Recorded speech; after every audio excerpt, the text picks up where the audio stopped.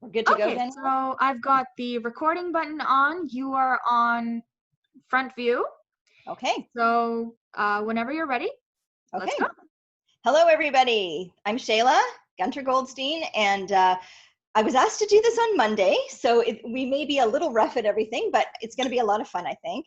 But today we are going to make what I call my boobies and mom's cheesecake, and here's the handwritten recipe card. And this is a cheesecake that's very different than a lot of other cheesecakes. It is not using Philadelphia style block cream cheese. It's completely different than that. It's a really interesting and moist, dense, and very low sugar cheesecake compared to all the other ones out there. So what I'd love to do is show the little video from my mom, because she did a little intro video.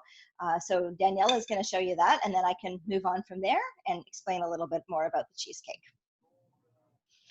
Are we good to go with that? There might be some technical glitches here, but we'll see how it goes.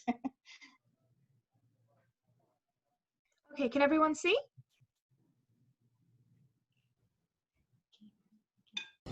I am Shayla Gunter Goldstein's mom, and this is an unusual, different recipe that goes way back when. I grew up with it, Shayla grew up with it, and we all enjoyed it immensely. So I also, after her father died, I went into my own catering business, and this was one of the cakes that was very popular. So I hope you enjoy it and that it comes out well. And what more can I tell you? That's it. Have a good time with it. Bye for now. Okay, so that was my mom. Her name is Sharon, and she was very humble. She, as a single mom, decided she needed to do something to help make money for the family. And she had always been an amazing cook and baker. And so she decided to start a catering business when I was about 11 and a half. For the last few years, we were in Hamilton. And she was making at some point upwards of 30 to 40 cakes a week. This cake and her Neapolitan cake, which is a very special cake. And I remember having 3 or 4 of these in the oven at one time. I always helped her make them, and we always had a lot of fun. And she took them to the Royal Connaught Hotel, which was the biggest hotel in Hamilton, and a lot of people went there. She catered at the Chicken Roost restaurant, which was very well known in the Jewish community as well for their shrimp and lobster salad on Sunday nights. Everybody went there. Haha. Anyway, so she's very humble in saying that she just started a catering business. She really was doing very well with it. So I looked on the internet to try to find a recipe like this and see where it came from, because I actually didn't know the roots of it. It's just that my grandmother and my mom always made it. So it turns out this is considered a Polish or German cheesecake. There is no exact one of these on the internet that I have found so far. There's variations. The difference is, instead of Philadelphia block style cream cheese, which is very creamy and moist, we're using pressed dry cottage cheese. So that's this Western Creamery is what I've used. So this is the cream cheese that you use for this. And as it said in the recipe, you can use the full fat, which is what this is. I actually didn't have quite enough, so I mixed it in with a little bit of the lower fat. You don't want to go completely low fat, because a cheesecake shouldn't be completely low fat. And also you really need the moistness and the creaminess of the more full fat. So this is 10% fat. But honestly, there's not a lot of other fat in this. If you really want to bring the content of fat down, you can go with a lower fat sour cream, or you can even use Greek yogurt. I've made it once that way. It changes the texture a little bit, but regular yogurt or Greek yogurt, unflavored, or even vanilla, if you want that bit more sweetness, would work quite well in this. So the first thing we're going to do is make the crust, which I made last night. You're going to take your springform pan, which is 9 or 10 inches, and you are going to make the crust and put it in a pan, and you can chill it overnight, or you don't really have to, but there's my completed crust. And Daniela, we have the other video that we're going to start in a second that explains how to make the crust. But if you are making this along with me, the first thing you're going to do, and if you haven't done it already, is get your small bowl for the egg whites and stick it in the fridge for a few minutes while you're watching the video on how to make the crust. Because the best way to get a good egg white whipped is to have a cold bowl and to have room temperature eggs. Okay, so that's what we need to do. And Jack, I'm going to need 2 more eggs because I didn't take out the right amount of eggs. Thank you. So Daniela, how about rolling the crust video, and we can watch that. And if there's any questions after, I'm happy to answer them, but it's pretty simple. So we're going to go ahead with the crust video.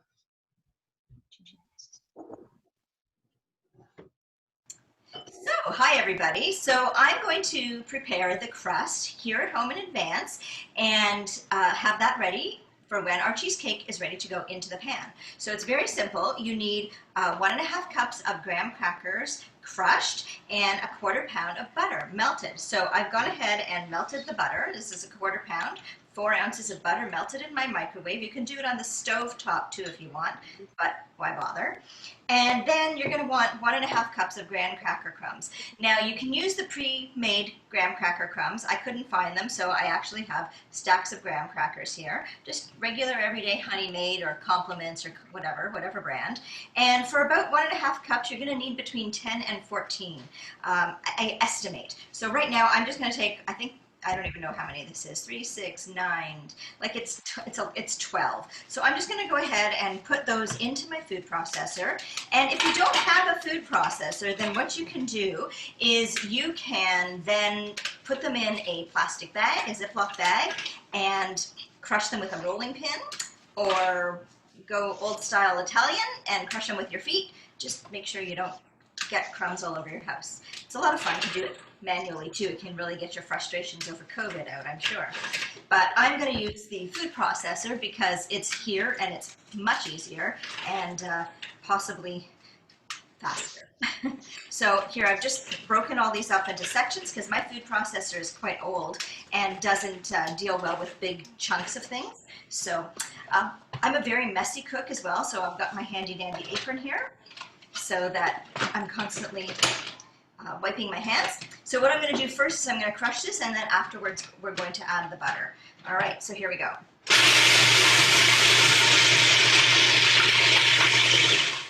And that was about 10 seconds or so, and they're nowhere near crushed. So it's going to take about a ½ minute. So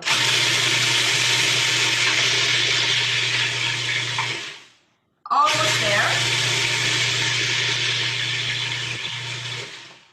So consistency-wise, I have a few small chunks still that haven't broken up, you can see. So I'm going to do this 1 more minute or so, or ½ minute or so, but mostly it's like sand. I don't know if you can see that, but it's basically like sand, and you're going to get a nice smooth consistency. Sometimes it takes pulsing it.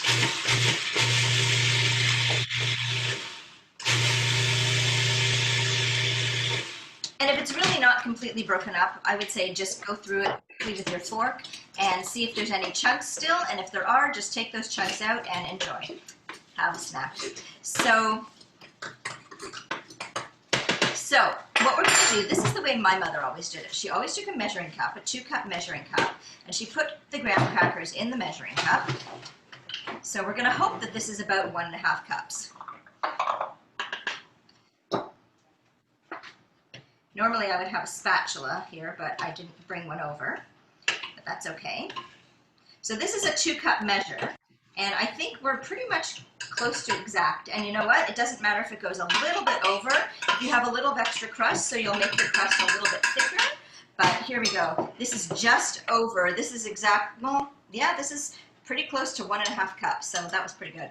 So then what you do is you kind of make a little well. You can actually switch to a bowl now because you know, and I'm going to actually ask my husband to bring me over a small bowl. I'm going to switch it from the measuring cup to a bowl, and it'll be easier to mix everything up that way. You could also just leave it in the food processor. In fact, we could do it that way as well. So you know what? That's what I'm going to do. I'm going to throw it back in the food processor now that I know it is the exact amount that I need. The only reason I took it out was to double check that I had the right amount. So what I'm going to do is I'm going to put it back in the food processor, and I am going to pour it through the feed spout, and that way I will know, I will be able to have my butter going right in. All right, so here we go. Nope, that's not going to work. I forgot. You have to have this on. Is that going to work? All right, so give me a second here. Why isn't it going? Did I not do enough? Sorry. Okay, I'm just gonna pour this in, and little bit by little bit, and then I'll turn it on. Actually, I'm just gonna dump it all in. There's all my butter going in. The perils of live TV. And we're just gonna do this and pulse it a few times. And you want kind of a sandy, wet sand looking crusty kind of mixture. You don't want it looking really goopy. You want it to really look like it's wet sand at the beach. And so that's what we've got here, like wet sand at the beach, okay? And when you pinch it between your fingers, it should hold together in a little bit of a shape so that when you press it into your pan, it will hold the shape in the pan. So I'm gonna do one little more whiz of this because it is a little dry in spots. But really, this is the easiest way to do it. If you don't have a food processor, you can put it into a bowl and just mix it up with a fork. That's how my mom always did it. We never had a food processor. And then, you know, when it's at the consistency you need, you'll press it into the pan. So I'm going to pulse it a few more times. And that should be good. All right, so the next step is pouring it into our pan. So I have my 9 or 10 inch lightly greased springform pan. Springform has this bottom that comes out. If you don't have a springform pan, you can do this in a rectangular glass pan or a rectangular cake pan, 9 by 13. The cake will be either slightly taller or slightly shorter, depending on how big your pan is. But what the recipe recommends is this size, so that's what I'm going to use. So you just dump all of that in there, and you can use a spatula or fork or whatever you need. And then we are going to press that down and across the bottom and up the sides a tiny bit. You don't want it too thick and you don't want it too thin. I don't know, there's not really another way to explain that better than that. So that's what it's gonna look like, and here we go. I'm gonna press this down, and don't be afraid to get your hands dirty. Just make sure they're clean to start. And you really just wanna get a good coverage with very few cracks, if any at all. And push it up the side just a tiny bit, maybe a quarter to a half an inch at the most, and I'm going to show you this in the end. And that will be your crust. Try to get it as evenly distributed as possible because you don't really want different thicknesses of crust all over the cheesecake. But this is a classic crust, and you can actually do this with digestive biscuits, or you can do this with Oreo cookies, or just Oreo cookie crumbs. If you want to make it really extra special and decadent, you can take actual Oreo cookies with the filling in it and make the crust that way. However, it will be a little bit more wet when you're using the filling, as opposed to just using the crumbs. So I think we're just about done here. It might not be perfectly even, but it's pretty good. I'm not one for 100% accuracy. So there we go. It's up the sides a tiny bit. It's covering the full pan, and it looks pretty even to me. I'll probably fiddle with it a little bit more, but for the time being, that's good. And what that's gonna do is that's gonna chill, and then when we add the cake, it'll be nice and cold for the cake to go on it. So that was that little part, and looking forward to baking the rest of it with you.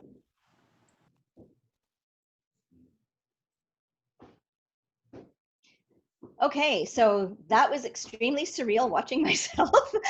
Sorry about the pauses and different things there. That was my first time recording anything. So I hope that was okay and easy to understand. So here it is, and I've got that in my pan. I actually chilled that overnight. And yeah, does anybody have any questions on that process? Yeah, raise your hand if you have a question, and you can unmute yourself. And if there's no questions, then we'll just move on. I have a question. I always baked my crust and then let it cool. Right. So this recipe, you don't need to do that. This is a completely different type of recipe. Forget all the ones you've seen on the cream cheese sites and everything else. This recipe, you do not have to do it a bake in advance at all. Okay, thank you. It's pretty simple. You just don't have to do it. This is also, you'll see that a lot of recipes also say to bake for like an hour, hour and a half, and then leave the oven and like partly open or shut off the oven and leave them in.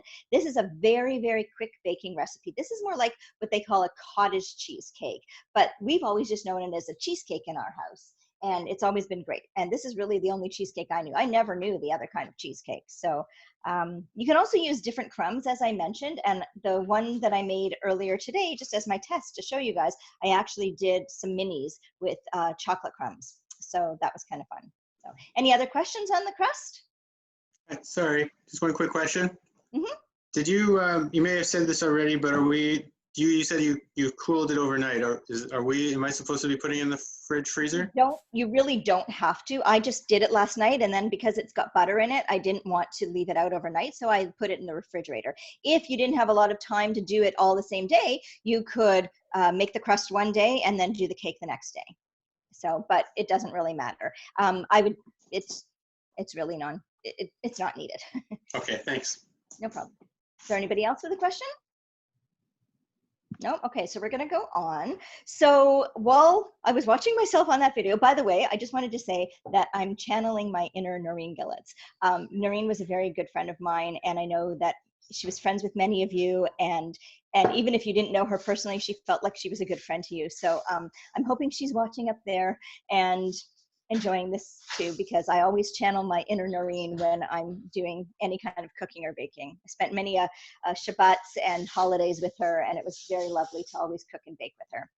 So while that video was showing, what I did is I separated 3 out of the 4 of my eggs. So here I have a chilled bowl that I put the egg whites in, and I'm thinking that's being shown on the, I don't know what we're going to call this. We're going to call this the food cam. And so yeah, there's the egg whites, and then here's 3 of the egg yolks. And don't worry if it's not perfect. The best thing is just make sure you don't get shell or yolk into the egg whites. I use my hands just because it's easier. I just kind of do that. Make sure your hands are clean, obviously, and get as much of the egg whites as possible. This is really quite a forgiving recipe that if it's not perfect, it's not like you're going to be making meringues where you have to have it absolutely perfect. But you do want to have a clean, oil-free glass bowl is best for doing egg whites and also clean, oil-free beaters. And the best thing, as I said, is to make sure that your egg whites are room temperature, and your bowl is cold. Sorry, excuse me. So the first thing we're going to do, and we do this first because you want to be able to have clean beaters for the egg whites, is we're going to mix up the egg whites till they're stiff.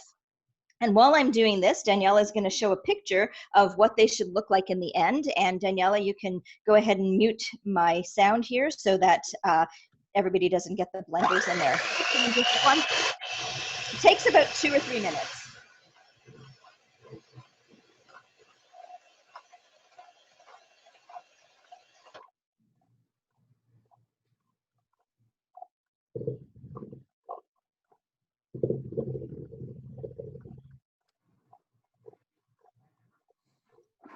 And what you're seeing on the screen right now is what your egg whites are supposed to look like.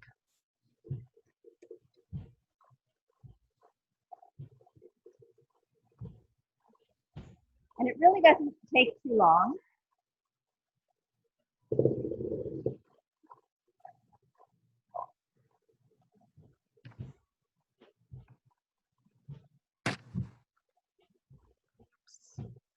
Shell, I wasn't clear on that. Was that stiff peaks?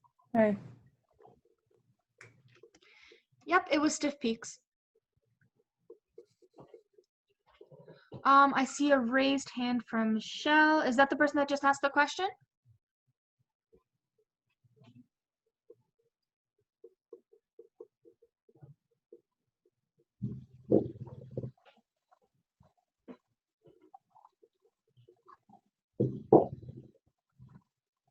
Hello? Hi, how many eggs are you beating, 3 or 4? So this is pretty good.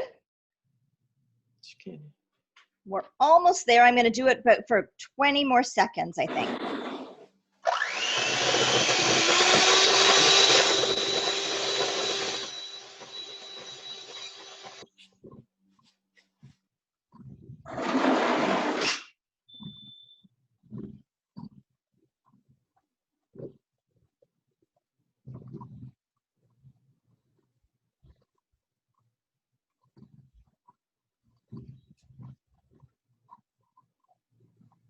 Hi, just to answer the earlier question, it was 4 eggs that Shayla was beating.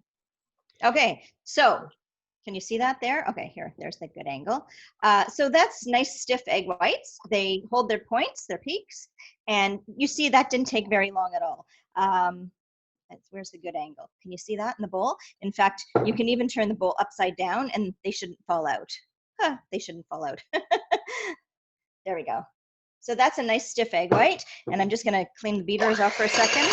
Now, I don't have a stand mixer. Well, I do, but it's not very good. So I prefer to use my hand blender here, my hand mixer. This one has a nice power burst that gives me nice power at the end when I need to just get things right. So now that that's done, you're just gonna put those aside until we're ready to incorporate those into the cream cheese mixture. So as I said, does anybody have any questions to this point? Show of hands if you do. No? Okay, great. So this is all pretty basic so far if you've baked things before. Egg whites can be tricky, but don't be scared of them. The key I have always found is, like I said, cold bowl, cold beaters, room temperature eggs. Best way to go, and it's almost no fail that way. And like I said, because this is not a meringue or anything very fancy needing the egg whites to be perfect, because you're going to be incorporating them into a batter, you don't need to worry about them or fret about them very much. So, all right. So then we get on to the cake part. What's really nice about this cake is it's not a lot of sugar. For the 1.5 pounds of the creamed cottage cheese, pressed cottage cheese, we are only putting 1/2 cup of sugar in the whole thing. Where we like the sweetness is on the topping. And so you're getting a really nice creamy, tart, but a little bit sweet cake. So here I have my 1.5 pounds that is of the cottage cheese mixture. And what you're going to do is mix your you're going to mix the sugar. I have 1/2 cup of sugar here, and you're going to dump that in, and you're going to use your mixer again and incorporate the sugar and the cream cheese just till it looks pretty incorporated. Oh, and by the way, with the egg whites, the reason that we did the egg whites the way we did is because that's going to bring airiness and lightness into the cheesecake. So it's not a heavy, dense cheesecake, and it's going to be quite nice. So here we go. I'm going to turn the mixer on again. Are there any questions to this point before I turn the mixer on again? No, we're good? Oh, Oh, yeah, go ahead. question for you. So was Yeah. 1/2 cup of sugar and 3 egg whites? No, it's 4 egg whites. 4 egg whites. Oh, okay. I did 3 in advance just so you wouldn't have to watch me separate 4 eggs. The recipe was on the original Zoom invitation. The full recipe was printed there. It's the 4 egg whites, 4 eggs separated. So it's 4 egg whites beaten by themselves. And then you're going to put the 4 egg yolks into this batter part. Perfect. Thank you. Okay, so this next part doesn't take very long. It takes about a minute or so to just incorporate everything. After we do the cheese and the sugar together, we're gonna add the egg yolks, and you don't have to do them one at a time. You can do the egg yolks, the vanilla, the sour cream, and the flour. The sour cream is 1 cup of sour cream. Then there's a teaspoon of vanilla. So I've got it in my little cup, and the flour is already measured out, and that's 3 tablespoons of flour, and then we have the 1 cup of sour cream. And I used full fat sour cream because it's still just better that way. But as I said, you can use yogurt, lower fat yogurt, you can lower fat sour cream. I would not use non-fat completely, like 0 fat. It's just not going to do it for the cheesecake. The other thing I was going to mention, if you wanted to make this gluten-free, you can make this gluten-free by using gluten-free cookies, and they even make gluten-free graham crumbs. I know that there's Knick is a really great gluten-free brand. And also you can use, instead of regular flour, you can use gluten-free flour, any kind, in your cheesecake. It gives it a little bit of stability. I said to my mom, can you do it completely without the flour? She said, you know, I've never tried. So I have made this gluten-free a couple times for my Hadassah chapter, and it turned out pretty well. So you can really play with this a little bit. You can also play with the flavors. If you don't want to just use vanilla, you can use orange extract if you like an orange flavor. You can use liqueur. In my ones that I made earlier, I made a little bit of orange zest in the batter, and then I used Cointreau. Or you can use Sabra for chocolate orange. It's not going to give it a lot of that flavor, but it's like what vanilla does as well. If you really want to dress it up more, a little extra liquid, maybe 2 to 3 teaspoons, is not going to hurt the batter. So if you want to booze it up a little bit, you can do that, maybe for Purim. Anyway, so I'm going to go ahead and mix the sugar and the cheese. So I don't know if we want background music or something. Talk amongst yourselves.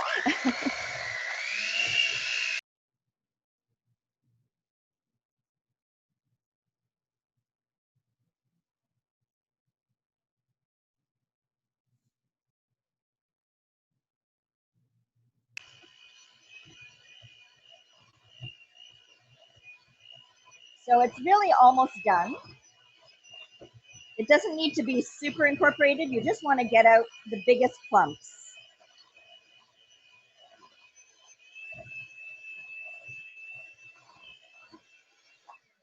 All right, so you just want to get out the big clumps and incorporate everything together. It's just looking nice and incorporated. So now you're going to take your egg yolks, your sour cream, and your flour and dump everything in. And then at the end, you're going to mix it again.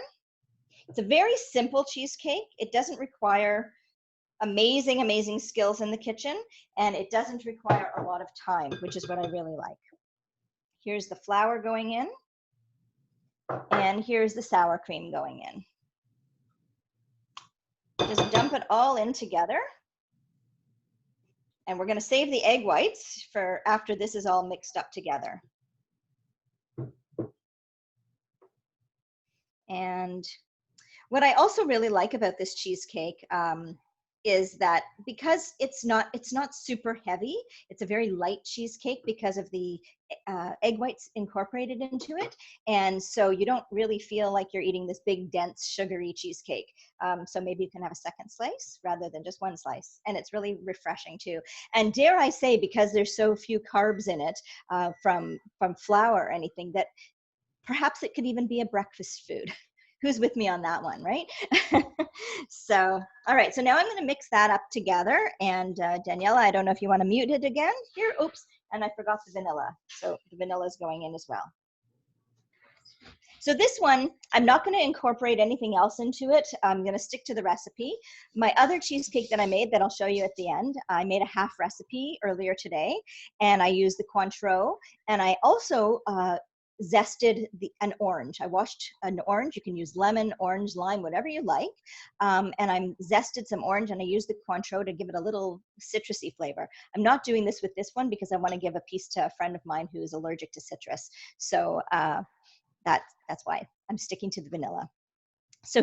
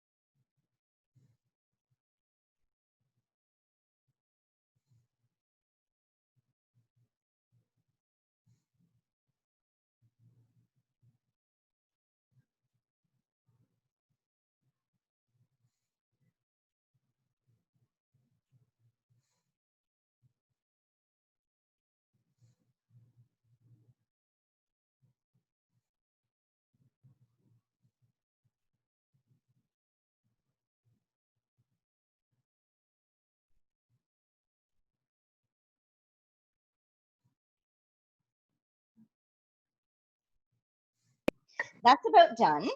What you're looking for is a nice smooth creaminess. There's going to be some lumps in it a little bit because this cottage cheese is a lumpy cottage cheese, but overall the batter is quite smooth and creamy. You can see that. I'm going to bring this a little closer to the bowl. I don't know if you can quite see that, but it's a pretty creamy cheesecake. But like I said, it's this kind of cottage cheese. You might get a little bit smoother mixture if you're using a stand mixer on a higher speed. But because I don't use a stand mixer, it's got a little bit of, looks like, I don't know what it looks like, pebbles a little bit, but tiny, tiny ones, but edible ones. Okay, so the next step, and you're not going to need the mixer anymore for this. What you want to do is you want to fold in the egg whites. Before I move on, are there any questions about the step we just did? No? Okay, good. Hopefully it's pretty straightforward. Now, if you wanted to make something chocolate, like this chocolate, you could sub out 1 tablespoon of the flour and use cocoa powder instead. You may need to use the full amount of flour, and then you maybe just add a teaspoon to 2 teaspoons of cocoa powder. It won't really change the texture. The flour is really just for the stability. It's not going to dry it out too much if you add a little bit of cocoa. I prefer my chocolate in a more solid form. So what I like to do is put chocolate sauce on top, or you can make a chocolate glaze for it if you really want that chocolate. So here we have our egg whites. Like I said before, we have them nice and stiffly beaten, okay? And we are going to fold these into the batter. So the point of this is to keep the air in the batter and keep it nice and light, although you do want to make sure that the egg whites are incorporated. So you don't want to over mix it, but you do want to make sure they get incorporated. And these are beautifully done egg whites, I have to admit. So to fold, if you're not familiar with baking, folding is lifting and bringing it back down, lifting and bringing it back down until they're incorporated. You could even use a whisk for this part if you want. I'm just using a spatula. You don't want to give it a hard, heavy stir like over and over like this, because you're just gonna break that up too much. But mix, you don't want to see big white clumps, but you do want to have it incorporated, but not overdone. I'd love to hear what some people's favorite flavors of cheesecake are. Anybody want to pipe in and say what their favorite flavors of cheesecake are? No? Okay, well, my husband is a cheesecake lover, and he loves cherry cheesecake. You're cutting out, and I couldn't hear what you were asking. Oh, sorry. I wanted to know I want to hear people's favorite cheesecake. What kind of cheesecake are people's favorites? Oh. Anybody Personally, I love just a traditional baked cheesecake, like the one you're making. Plain, right. Anybody else have a favorite? All right. So my husband's, he loves cherry cheesecake. So I don't make cheesecake very often, and I really should, because it's such a simple recipe. Right, Jack? I should make cheesecake more often. Yes. Yes. He's saying yes. Anyway, so that's good. It's done. It's incorporated. You may see a few little lumps of egg white in there, but that's really nothing to worry about. They will settle when they're in. So now, easy peasy, that whole batter is done. I don't believe I forgot anything. We're gonna pour it into the crust and just get that nice and evenly distributed. If your pan is a little bit smaller, like if you're using a 7-inch pan, so I used a 6-inch this afternoon, and I made a half a recipe. So if you don't have a 10-inch and you're using a 9-inch, which actually this is, you could maybe make a little mini or two from the batter, because you might have too much batter. I know what the cake is supposed to look like, so I'm using a 9-inch because that's all I have, and it's going to be a little higher, so I'll bake it for a few minutes longer. But the real beauty of this cheesecake is also you only need to bake it between 20 and 25 minutes. It's not an hour in the oven. So here we have all of our batter into the cake pan. Make sure you've sprayed it, and then you're just going to kind of smooth it out a little bit on top. Don't worry if it's a little messy. I'm not being perfect here. And there we go. And before you put it in the oven, your oven should be at 400 and nicely preheated.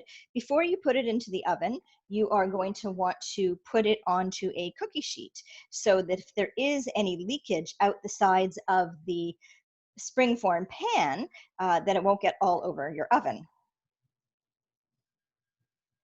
Okay, so here we go. That's all in and it's all nice and even. And I know you shouldn't eat raw eggs, but I have to tell you, this is a good batter. It tastes quite sweet, even though there's only a half a cup of sugar. So that's the whole cheesecake. It's really quite simple. And you're going to put this in a 400 oven for between 20 and 25 minutes. Now, it is not going to look cooked when it comes out. It's going to look very jiggly in the middle, and there's always a temptation to leave it in longer. I actually fell prey to that this afternoon because I wasn't exactly sure how long to cook it in the smaller cake pan. So I left it in for the full 25 minutes, and it actually got a little brown. I'm going to have my sous chef over here grab me the other cheesecake. Jack, honey. So this is what it looks like. It also, you could sprinkle, if you're not going to put topping, you could actually sprinkle a little bit of cinnamon on top if you want. You could put a little bit of cacao nibs or anything else like that if you're going to leave it plain and not put a topping. So this is going to go into the oven at 400 for half an hour. Sorry, 20 to 25 minutes. This is my cake from earlier. You can see it got browned around the edges. That's actually overcooked. However, it's not really going to ruin the cheesecake. It also has a crack in the middle. So that's also how you know it was overcooked. I really should have taken this out maximum 20 minutes and it would have been perfect. This is still going to taste great, and I'm going to put some topping on it so you're not even going to see the brown parts. But this is not what it should look like. It should not have the brown edges, but don't fret too much if it does. I also had a little bit of extra batter, and I think I forgot, Daniela, that I actually had pictures of these close up, but if you want, you can show the pictures. But I also had a little bit of extra batter. So I did some cute little cheesecakes in these little silicone muffin pans, and I topped one with cacao nib, a mixture from Epicure, which was cacao nibs and cocoa powder and a little tiny bit of cane sugar. And the other one I just sprinkled lightly with cinnamon. There's my pictures. You can see them a little bit better. And my husband's going to get to try one of these now. Before we eat dinner. That's what the cake looked like when it came out this afternoon. It didn't look quite as brown. It settled. As you can see, that cake looked a lot puffier than this one. So it will settle and get a little flatter as it cools. You want to let it cool completely, and then you can put it in the fridge and have it nice and cold the next day. Jack's going to taste one. The other thing I did with this is I put it in a cookie crumb crust. So you can see the cookie crumb crust. I didn't have any more graham crackers already ground up, so I used the cookie crumb crust. Jack, you may choose which one you'd like to taste, and you can even just take a fork. Yeah. Sorry, he's going to get a fork. Now, the topping. The topping that I'm choosing to make is strawberry and cherry together. Unfortunately, I'm not going to be able to make the topping with you guys, but it is a pretty simple recipe. My issue is I cannot find the recipe anymore. Okay, so we're going to taste this. Hold on. Together. Should we feed it to each other? No. That's a different. That's a good cheesecake. What do you think? Delicious, huh? As always. Thank you. So, I have a question for you. Yes.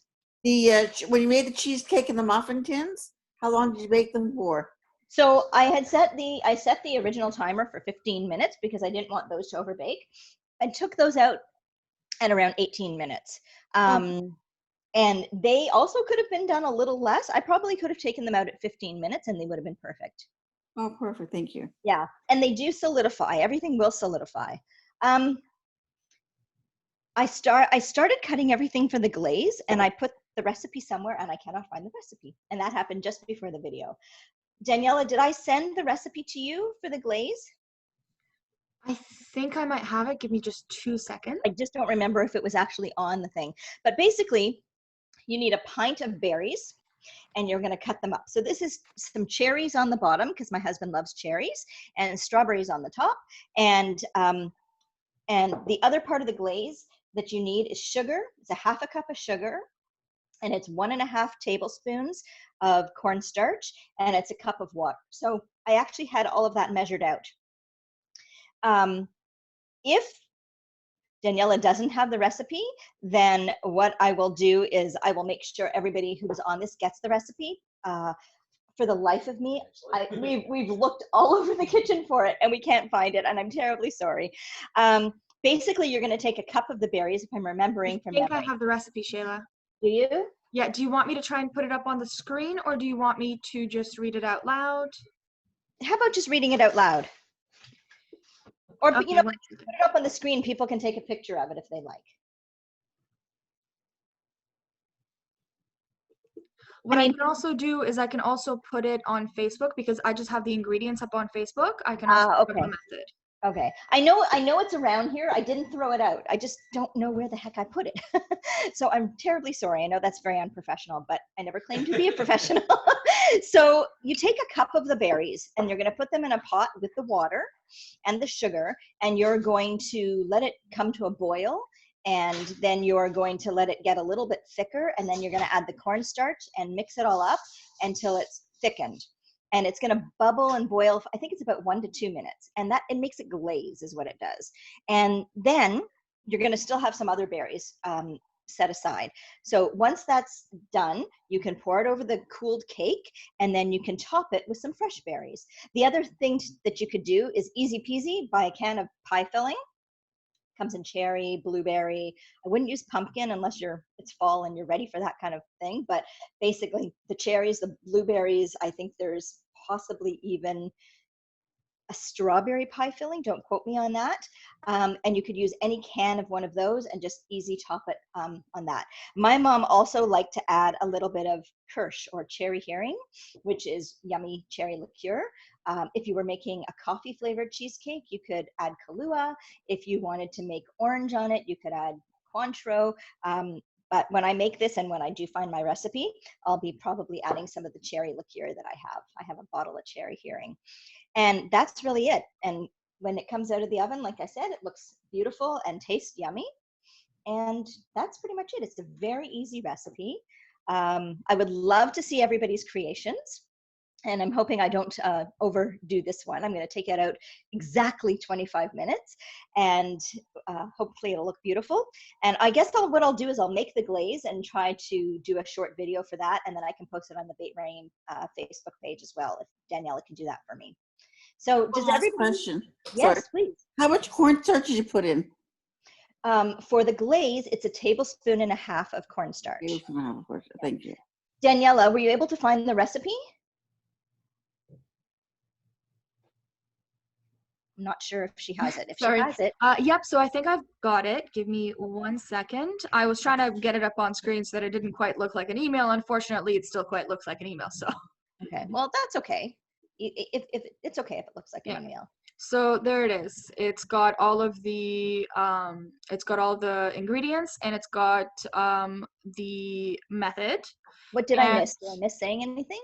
I don't think so. I think you got it all. And what I would love is for everyone who's participated in this program, I would be really happy to get pictures of your creations and put them up on our Facebook and on our Instagram. So if you do make the cheesecake using Shayla's recipe, please email me a picture. My email is admin, ADMIN, @beitrayim.org. You can also just message me over our Facebook page with the picture. I'm really excited to see how all of these turn out. I'm having another bite of cheesecake because it's really good. Let me know when I can take down the the email. Yeah, if people can take a screen capture, or like we said, we'll put that on the yeah, we can so put that on the Facebook page. Yeah, so we'll do the method, and this is also a recording that's going to be made available. And hopefully we can group that all together with pictures of everyone's finished cheesecakes and just have it be a great time. What I actually did wrong when I'm reading it just now, it says crush 1 cup of the berries and then put it through a sieve. So that was the part I skipped explaining. And then you mix the cornstarch in. And so, but if you follow that rather than what I said, you'll have a good glaze. But if you want to go the easy and lazy route, and I would not judge anybody for doing that. I would buy a can of pie filling. It's just as easy. It's easier actually, and it tastes good, but those do have a lot of sugar, a lot more sugar. This only has a half a cup, and I say, I think you could probably cut down the sugar as well, or even do a mixture of something like Swerve or Splenda and sugar. I don't love the aftertaste of Splenda, but I baked with Swerve, which is a monk fruit sweetener, and it's tasted very good. The other thing is, if you don't want to make a glaze, when the cheesecake is cooled, just take some ready-made, prepared chocolate sauce, even something like Nesquik would work, and do a beautiful drizzle. Or if you want a chocolate that solidifies when you do it, you can even just take melted chocolate, add a little bit of oil in the melted chocolate, and do a drizzle on top of the cake. Caramel or salted caramel would be amazing for this as well. It's really very versatile, and you can add any kind of taste that you want to it by changing up your topping. So that's pretty much it, everybody. Does anybody have any final questions before we either switch to schmoozed or sign off? Any other questions? Is this very different than the cheesecakes you're familiar with? Can people hear me? It's seeing some head shakes in the crowd. Yes, no. If you speak up, please, I would love to hear what, is there a traditional cheesecake in your family that people have made or done that was maybe from a different part of the world? I just asked a question. Sorry. Yeah. The last recipe I made was with cream cheese, and it said to keep it to cool it overnight so that it would taste good. Does this have to be cooled overnight as well? This tastes much better chilled, absolutely. That said, this came out of the oven a few hours ago, and it still tastes pretty good. I prefer very cold cheesecake. However, you could almost eat it, like I said, as a breakfast food. And who's to say that it's not like rice pudding, right? Rice pudding, you can have it cold, you can have it warm. If you don't love cold cheesecake, by all means, let it cool so it can settle, but then eat it when it's just room temperature if you want. But I prefer it cold. Okay, thank you. Okay. Any other questions? Well, I'm absolutely looking forward to seeing what everybody's cheesecakes turn out like if you make it. And I know there's lots of other different recipes out there that are, like I said, use cream cheese, and those are a true cream cheesecake, and this is a cottage cheesecake. And I love this for the tartness and the simplicity. So I hope everybody enjoyed that demo. Sorry about a little bit of the mix up with the glaze ingredients, and I didn't think about having to cook that at the stove. I will still do that tonight, and I promise that we'll have a video posted there by tomorrow. So thank you everybody for joining. I'm so excited, and I hope this worked out well and I didn't confuse anybody or babble on too much. So, and if anybody asks you, where you got the recipe, say, oh, it's Shayla's Boobies recipe. So, all right. Thank you, everybody. I look forward to seeing the pictures.